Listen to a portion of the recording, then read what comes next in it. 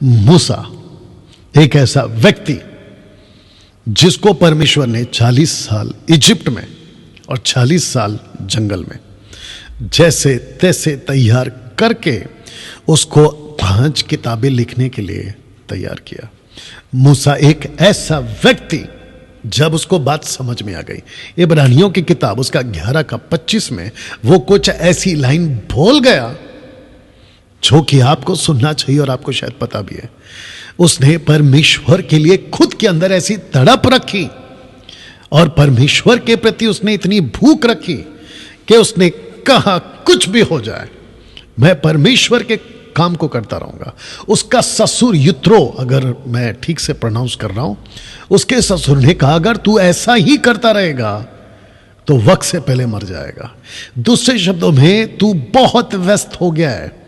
तो इससे पता चलता है कि मूसा एक ऐसा व्यक्ति जो परमेश्वर के लिए जलन तड़प, उसका स्टेटमेंट सुनिए, इब्रानियों किताब 11 का 25 जी। इसलिए कि उसे पाप में थोड़े दिन के सुख भोगने से परमेश्वर के लोगों के साथ दुख भोगना अधिक उत्तम लगा। 26 उसने मसीह के कारण निंदित होने को मिस्र के भंडार से बड़ा धन समझा, क्योंकि उसकी आंखें फल पाने की ओर लगी थी। इसको कहते हैं एक सच्चा सेवक जो इस तड़प के साथ प्रभु में आता है। आंखें कहाँ लगी थी, माइक में बोलना है आपको, हमेशा याद रखो। उसकी आंखें कहाँ लगी थी, बिना पढ़े बोल सकती हैं आप।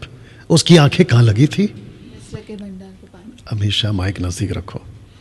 मिस्र के भंडार को बड़ा धन समझा, उसकी आंखें वही लगी थी। एग्जैक्टली तो उसकी आंखें लगी थी फल पाने को। ये है लाइन, उसकी आंखें लगी थी फल पाने को। कौन सा फल?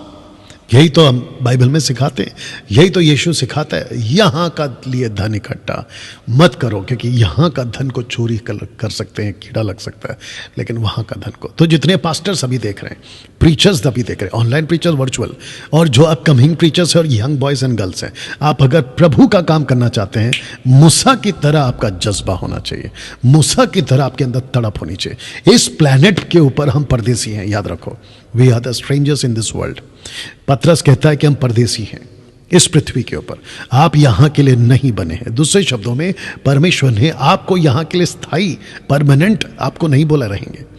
आपकी मौत हो जाएगी एक दिन, और आजकल तो वैसे ही कई तरीकों से मौत हो रही है। राह चलते मौत हो रही है, बीमारियों से मौत हो रही है, उल्टा सीधा खा जाने से मौत हो रही है, पता नहीं क्या क्या चीज़ों से मौत हो रही है। आशा करता हूं कि आप समझ गए। तो